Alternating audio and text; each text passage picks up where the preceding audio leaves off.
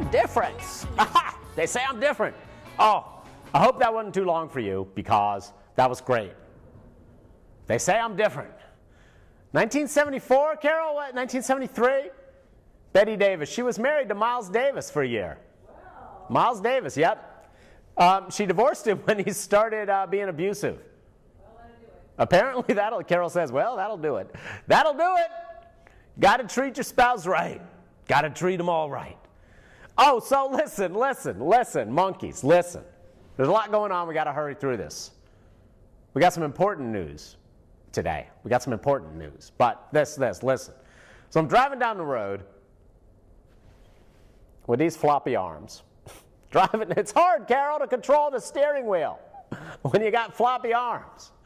But I'm driving down the road, and I swear to God, monkeys, I don't know if you ever heard Death Race 2000. You ever seen the movie Death Race? Carol, you seen the movie? I think I have. She thinks she has. Death Race 2000, 70s movie where racers race across the country, and you get points for running people over. The 70s were a different time, Carol. The 70s were like, oh my God, it was such a good movie. And oh, Carol, here's the good news. You ready? You ready? The good news? They're showing Death Race 2000 at the Colony next Wednesday night, like a week from tonight, the 8th. Death Race 2000 at 8 o'clock at the Colony. It's great. So anyway, Carol, the reason I thought of that is I'm driving down the road on Dixie Trail, turning right onto Clark Street near that church. And I swear to God, from in between two parked cars, a lady walks out. Carol, she looked pregnant. In her left arm, she was holding a toddler. In her right arm, she had a leash holding a dog. And next to that was a little kid walking. Oh, no, she had a stroller. She had a stroller with her right arm. She had a little kid next to her, and the little kid was walking the dog. There was a leash with a dog. So we had, and I count, pregnant woman, that's 2, toddler in her arms, little girl walking, and a dog. And they just marched right, like, boop, right in front of me in the street. Carol, do you know what my first thought was? I win! I would win Death Race 2000 with one hit right there. Oh my God, pregnant lady with a toddler in her arms and her daughter walking along and the dog beside her, and the other arm she's pushing a stroller. Do you know how many points that was? Oh. Anyway, I am really looking forward. I got to be here next Wednesday. But if you're not, go to the Colony. They're showing Death Race. It's part of their, what is that? Not the Cool Classics, the Cinema Overdrive. They have a series, Cinema Overdrive, second Wednesday of every month, the Colony. They're showing Death Race 2000 on the big screen. Yeah. Oh, it's a great 70s movie. All right, so I would have won, Carol. I would have won. So welcome to Monkey Time. We're live. There's going to be a phone number. Don't be a jerk because we can find you. That's pretty obvious. So just, call up and we'll talk about stuff. I have lots of Twitter page links that I put up before I came over here. And I'll be adding more throughout the week. You don't have to follow me. I don't give a crap how many followers I have. Because, Carol, half my followers are robots. I kind of like that. I like the robot followers. They're calm. They don't say much. They don't make jokes about how uninformed I am. This is good. So anyway, we'll be talking. We got to talk about the legislature. Did you know? Can we put up the one about the protesters, Carol? Yeah. Now the NAACP. 17 people were arrested Monday at the legislature. People are finally standing up and saying enough. And today, hundreds of students and protesters in general protested at the legislature. They were so scared it was apparently on lockdown. which means they locked the back door, Carol. So the protesters hanging around the back of the legislative building could not get in. They're so scared. Whatever. They treat them like terrorists, Carol, just because they're like, we object to your policies and we want to, hold a sign and be like, no, Art Pope. And we want to chant funny jokes about Art Pope. Yeah, Art Pope's got to go, hey ho, all that. This is not really a threat. But, it was on lockdown. They're all scared. The people, they're scared of the people. Always. Politicians always scared of the people. Too many people. The thrust of the protest was it was general. The thing, there was mostly students from NC State. It was part of a May Day protest. And Carol, how do you, what do you protest? How many things are there? One of the things that's the most disgusting is the thing that takes away parents' tax exemption for their dependent children. Parents can be still paying for children's room and board, their school, everything. The students can still be financially dependent in college on the parents, but the legislature has decided to take away the tax deduction for dependent children from parents, if the children actually dare to vote where they go to school. This has never been a problem. This is something that makes it easier for students to vote. Middle of the semester, November, first day in November, or May when there's a primary. These are busy times for students. I don't know, is May after finals? I don't know. You get my point. November, first weekend in November, nobody's going home. They're all going home Thanksgiving.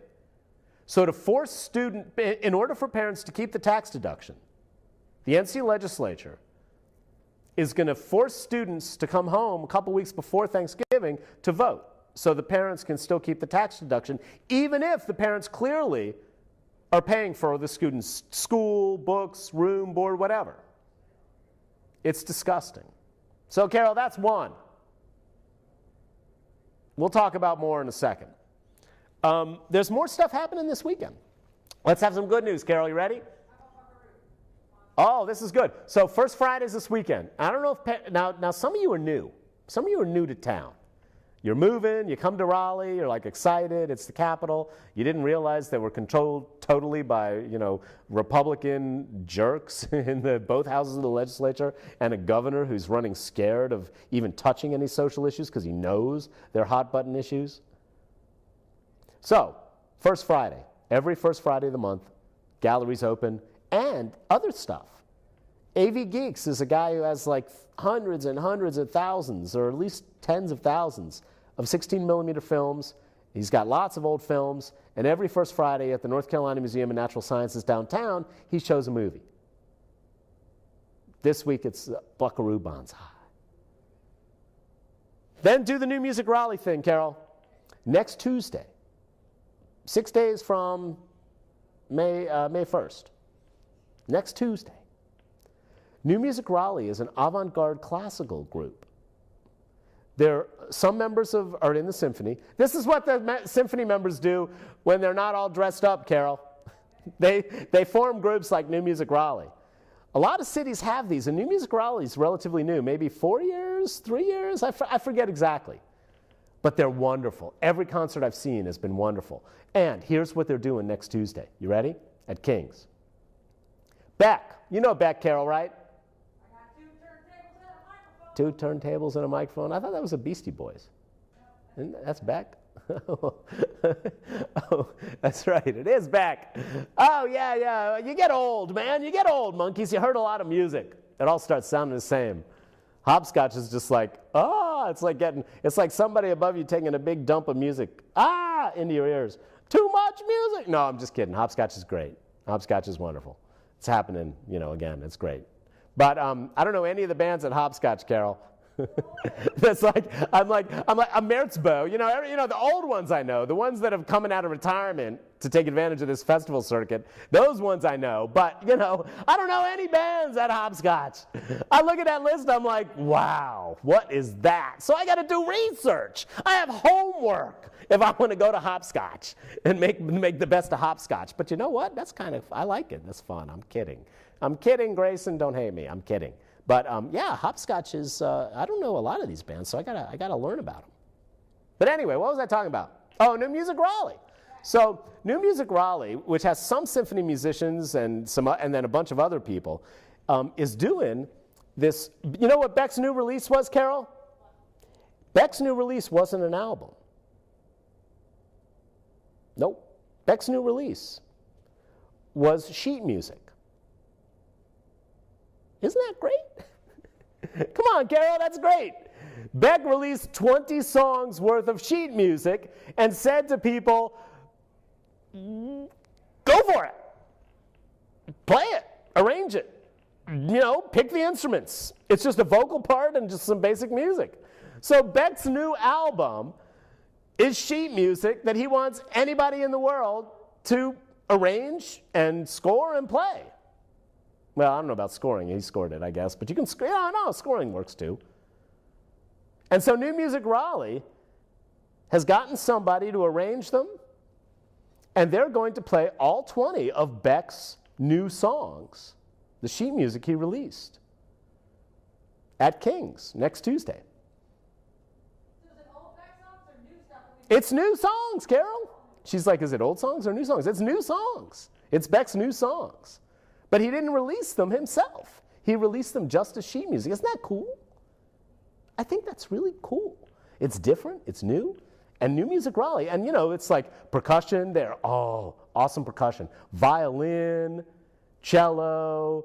Oh, there's all kinds of instruments that they use. Like I said, some of them are musicians from the NC Symphony doing this kind of neat, cool, underground, avant-garde thing where they're all kind of over here going, hey, we're classical musicians, we're classically trained, but we're weirdos.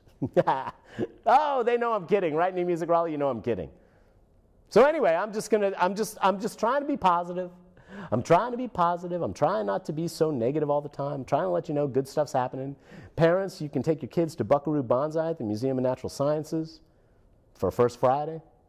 Yep, there it is. AV Geeks is a really cool guy, friend of mine. New Music Raleigh is doing their show at King's. It's like bringing weird, strange classical musicians doing Beck songs, new Beck songs, at King's. Oh, please, that doesn't interest you? That's not the most interesting concert happening in your life this week? Please. So yeah, those two things. Oh God, Carol, now I got to get political. Now we got to, all right, we're done with that. Oh, First Friday, lots of good gallery stuff happening this Friday. Get out of your house. I don't care if it's raining. All right. Are we ready, Carol, to get rid of the monkey? Yeah, I'm ready. Go to the other monkey. There it is. Wait, no. Put them up. Put it up. That's that thing about two sites. Yeah. They're so active in the legislature right now. There's so many things they're doing. You want to keep up with what you want to get your outrage, precisely targeted. These two sites are good. NC Policy Watch, great people. Pulse is their blog. SouthernStudies.org. Sue Sturgis over there, she's been a guest. She does post there. Their blog is great for keeping up with this stuff. All right, let's go to reality. Put the clouds back up, Carol. We got to talk politics. Hate it. Okay. There, that was a better edit than just kind of switching over, right? So listen, we've got to talk quickly. We only have about, 15 minutes left, 10 minutes left. If you feel like calling, the number is 996-6775. But if you just feel like calling to be a jerk, man, we've been doing this so long, it's just not funny anymore, so just stop. Okay, so here's the thing. We can talk, you want to talk about the renewable energy law, Carol? You want to talk about, let's talk about the sexual assaults. This is important. I really don't give a, the legislature, It was great that there were hundreds of people protesting today in front of or behind the legislative building, right? Scared them. They locked down the back doors. 17 people got arrested at a pray-in, right, at the legislative building on Monday. This is the kind of thing we need to do. We need to let them know we're not just going to take it. That's what we need to do. Public service announcement, different one. On my neighborhood email list, one of the people gets the wolf alerts from the NC State system. And there's a long tradition, Carol, of universities around the country kind of hushing sexual assaults against women and crime on campus because that's bad publicity. I'm not saying that's what NC State's doing at all. In fact, we heard about it they have these wolf alerts. If you go to my Twitter page, I link directly to the wolf alert page, the campus police page. There have been 2 reports, one sexual assault and one attempted sexual assault on NC State's campus since last Thursday. Thursday, a woman was sexually assaulted on the north side of the Free Expression Tunnel. This wasn't an attempt, according to the report. She says she was sexually assaulted, right? Last night, April 30th, so if you're watching this on some other, date, last night, Tuesday night, another woman was walking along on the north side of Daniels Hall, which is very, very close to like Global Village and Hillsborough Street. The Global Village coffee shop and that whole strip, the main strip of main couple of blocks on Hillsborough Street. Daniels Hall is not far from there. So this was 11 o'clock at night. She's walking there. A guy walks up to her, starts chatting with her, puts his arm around her. Carol, right? Someone she doesn't know, right? This is, just 4 days after there's a sexual assault on the north side of the Free Expression Tunnel. The woman last night, Carol, takes out her pepper spray, pepper sprays the guy, and gets away, and then calls the cops.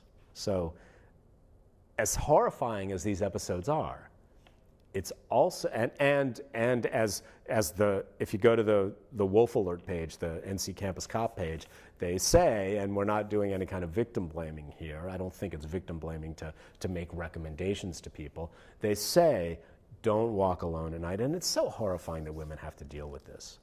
Men kind of have to deal with it a little, but women really have to deal with it. Don't walk alone at night. Walk with somebody else. Be, alert to your surroundings, and have your phone ready, have your pepper spray ready. All this stuff. Those are not the recommendations, but the pepper spray worked last night, monkeys, according to the report on the NC Campus Wolf Alert page. So anyway, we just want to let people know that this is happening, and there has been this movement of a more vocal movement to publicize these things and not let universities around the country get away with just kind of minimizing that this stuff is happening. There have been 2, one attempt and one assault that actually was a sexual assault on NC State's campus near Hillsborough Street, between the Free Expression Tunnel and Hillsborough Street, 2 of them within the last 5 days. If you didn't know this and you know somebody on NC State's campus, you need to let them know that this is happening now, right? So anyway, that's worth taking time on the show to publicize. As we're talking about women and how hard it is for women, the North Carolina State Legislature is now pushing through abortions on their agenda. You know it is. They're pushing through this thing where they're outlawing abortion for sex selection. There's no evidence that this has been a problem in North Carolina. And again, this is just the abortion people trying to push as much as possible. They're pushing these trap laws, targeted regulation against abortion providers, trap laws they call them, where legislatures all across, and we're going to see this in North Carolina in the next year, I'm sure, if not this session, next session. There are legislatures across the country that are controlled by Republicans are pushing these laws that carefully delineate things like the size of the waiting room, how many water fountains you need, the size of the bath, all these things. And they go in and look at what's happening in abortion clinics and deliberately make the laws more difficult. In other words, they make these laws that have nothing to do with health, that are just about regulation and zoning and stuff. And they build these laws in that have absolutely nothing to do with safety, absolutely nothing to do with health, and everything to do with shutting down so that it's too expensive for these, shutting down abortion clinics by making it too expensive for them to actually fit the new regulation of the law. Number of bathrooms, number of water fountains, height of the ceiling. How hard is it to fix a ceiling? How expensive is it to change the height of a ceiling? So suddenly ceilings have to be, in abortion clinics across your state, a foot higher than the ceilings of any abortion clinic in your state. They're called TRAP laws, targeted regulation against abortion providers. We're going to see this in North Carolina, but now they're doing it on, sex selection. Anybody who does an abortion on sex, how are you going to do this? It's driven by this anti-immigrant bias that there are cultures where, people will abort fetuses because of it's a girl instead of a guy, right? Which is horrible. I think that's a horrible thing, that's pure sexism. But we're not seeing that as a problem here. So they're interjecting themselves, they're pushing themselves into the relationship between doctor and patient in these really, really inappropriate ways. It's none of their business. They shouldn't be able to require doctors to talk to patients about certain things. That's none of their business. I'm sorry. That's one of the things happening in the legislature. Another one is this renewable energy law, right? 2007, North Carolina passed this renewable energy law requiring a modest percentage of energy produced by Duke Power and Progress, well, now they're the same thing, to come from renewables. And that increases a little bit every 3 years. They're trying to repeal that. It's ideologically driven, right? They just don't like the idea, but it's very practical. And you know who's in favor of it now? Hog farmers. Because poultry and hog waste, those big lagoons, can be a source of renewable energy. And so you had Carol, when am I on the side of the North Carolina Pork Council?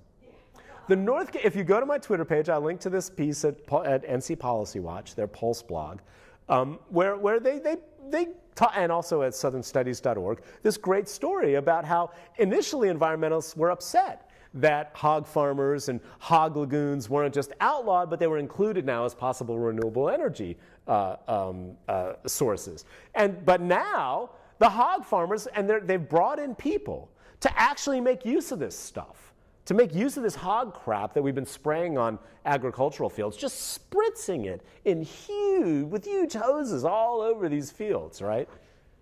Because that's agricultural use.